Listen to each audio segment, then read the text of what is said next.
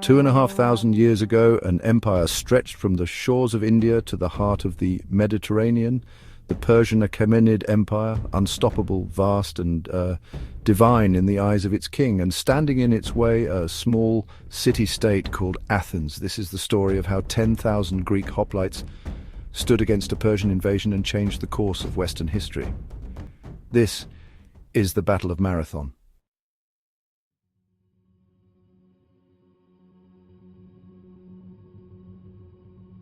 In the late 6th century BC, the Persian Empire was at its peak. Led by Darius the Great, it had absorbed kingdom after kingdom, stretching from what is now Pakistan all the way to the Aegean Sea. But trouble was brewing. In 499 BC, the Ionian Greek cities in Asia Minor rebelled against Persian rule, backed quietly by Athens and Eretria. They sent ships, soldiers, and supplies to aid the revolt. The rebellion failed, but Darius remembered. Infuriated, Darius vowed revenge, not just against the rebels, but the insolent Greeks who dared support them. His words were infamous: "Grant me, O Zeus, to punish the Athenians."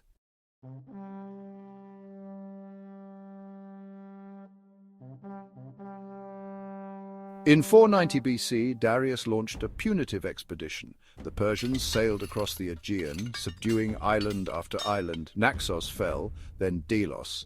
Then they burned Eretria to the ground as punishment. Their next target was Athens, and they chose their battlefield well. Marathon, a coastal plain ideal for cavalry. The Persians landed with over 25,000 men, including infantry, archers, and cavalry.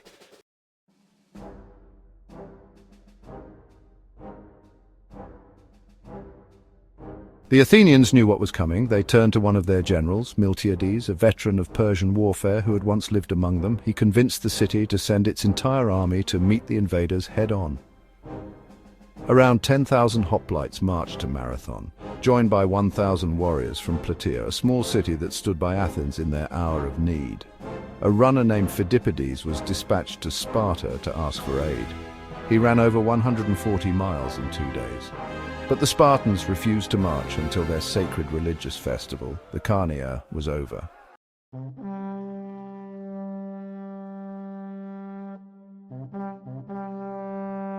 For 5 days the armies stared at one another. The Greeks held the high ground, refusing to charge into the open plains where Persian cavalry would be deadly.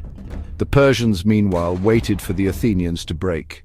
Then word came to Miltiades. The Persians were splitting their forces. Half would re-embark and sail to attack the undefended city of Athens. It was now or never.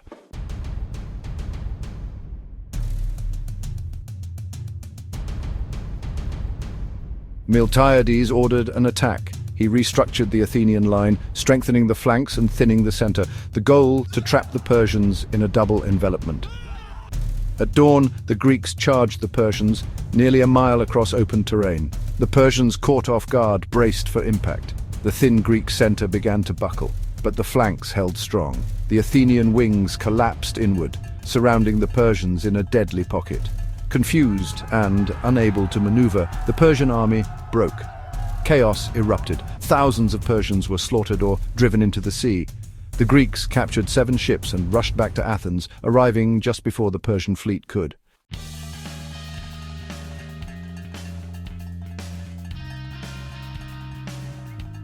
In just a few hours, the Athenians had achieved the unthinkable. Fewer than 200 Athenians were killed. Over 6,000 Persians lay dead. It was one of the most lopsided victories in ancient history. A burial mound still stands at Marathon to honor the fallen. It was a moment of pride, myth, and the birth of something far greater. Legend has it, Phidippides ran back from the battlefield to Athens to announce the victory, uttering a single word before collapsing: Nike! Victory!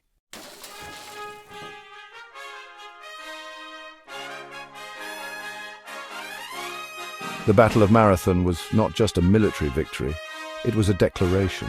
A new power had emerged. Free men, not kings, had determined their fate. And the legacy of that morning in 490 BC still echoes today, wherever freedom is cherished.